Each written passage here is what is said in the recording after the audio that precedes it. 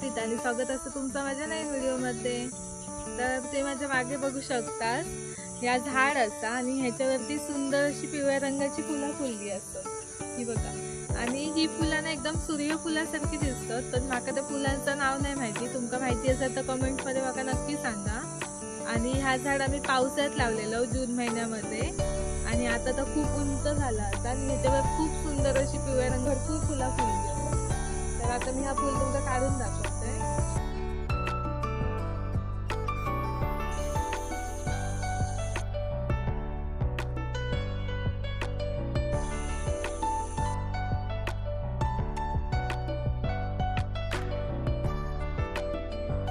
तुमका ही फुलं कशी वाटली तर कमेंट करून माका नक्की सांगा। आणि आजचा व्हिडिओ आवडला असेल तर लाईक शेअर आणि सबस्क्राईब नक्की करा। भेटूया अशाच एका नवीन व्हिडिओमध्ये। Bye bye.